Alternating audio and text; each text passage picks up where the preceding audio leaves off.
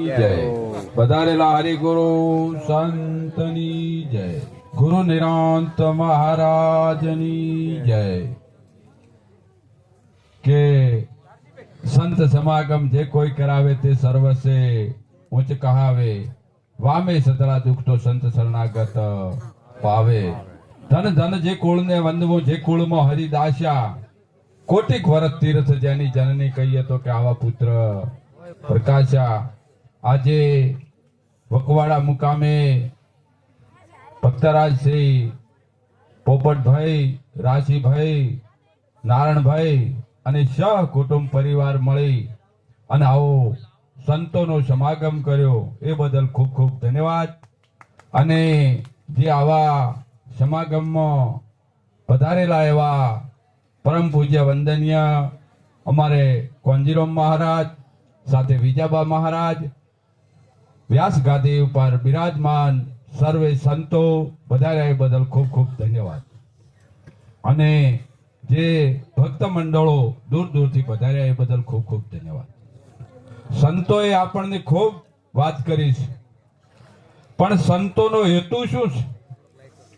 કે સંતોનો હેતુ એ છે કે આ જીવ અજ્ઞાનમાં બેઠો છે અને અજ્ઞાનમાંથી અને અજ્ઞાનમાંથી છોડાઈ અને પ્રકાશમાં લાવવો છે, અંધારામાં છે.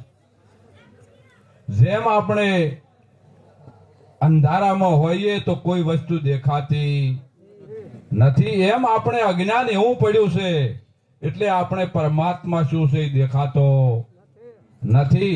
પણ સંતોને સંગ કરશો અને જ્ઞાન થશે તો પરમાત્મા સર્વત્ર પ્રગટ છે સાહેબ.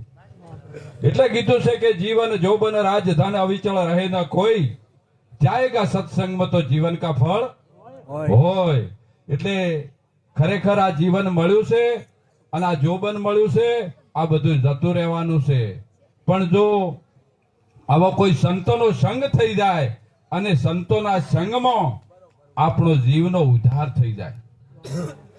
એટલે ખરેખર આ 84 લાખ યોનિથી આ જીવ ભટકે છે. 84 નો જીવ શેને કહેવાય છે? 84 નો જીવ કહેવાય છે. અને આ 84 લાખ યોનિથી ભટકે છે. પણ જો 84 થી છૂટવું હોય તો આપણે આવા સંતોના ચરણે જવું પડશે. સંત સિવાય બીજો કોઈ છોડાઈ શકે એમ નથી. એક રાજા હતો, રાજા, અને એને મહાકાળી હાજરા હાજર વાત કરતી હતી. તારે જે જોઈએ એ મહાકાળી આપે. પણ રાજા જયારે માગવા જોઈએ અને કોઈ સંતનો રાજાને ભેટો છો, જે જોઈએ એ માગ આપે છે, તો સંતે કીધું કે જે જોઈએ એ આપતી હોય તો તું એની મહાકાળી પાસે મોક્ષ માગજે. શું માગજે? મોક્ષ માગજે. જ્યારે રાજાએ એની પાસે મોક્ષ માગ્યો ત્યારે મહાકાળી કે આ હું આપી શકું એમ નથી. તારે ધન જોઈએ, દીકરા જોઈએ, દોલત જોઈએ, જે જેટલું વૈભવ જોઈએ એ માગ, પણ મોક્ષ હું આપી શકું નહીં. તારે મોક્ષ જોઈતો હોય તો કોઈ સંતના શરણે જવું પડશે. અને સંત સિવાય કોઈ મોક્ષ આપી ન શકે. જેને ભગવાનના 24 અવતાર થઈ ગયા, 24 અવતારોમાં સંતના ચરણે જવું પડ્યું. કૃષ્ણ જેવા, રામ જેવા, રામાપીર જેવા આ બધા પૂજે એમના ગુરુના ચરણે જ્યાં છે તારે પૂજે છે.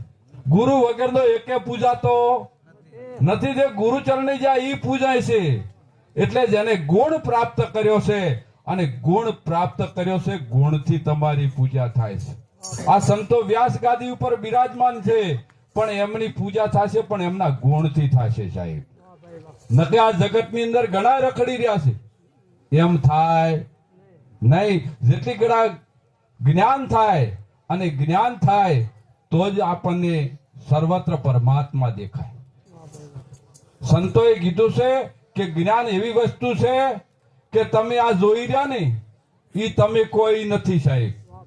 જ્ઞાન કેને કેવું કે આ ઓખથી દેખાય એ વસ્તુ અમે છે નહીં. ભાગવત ગીતાની અંદર કીધું છે કૃષ્ણ ભગવાને અર્જુનને કે અર્જુન તું આ ચરણ ચૂક દ્રષ્ટિથી જોવે હું નથી, અને તારે મારું જ દર્શન કરવું હોય તો કોઈ સમર્થ સતગુરુના ચરણે જા અને જ્ઞાન દ્રષ્ટિ પ્રાપ્ત કરી લે.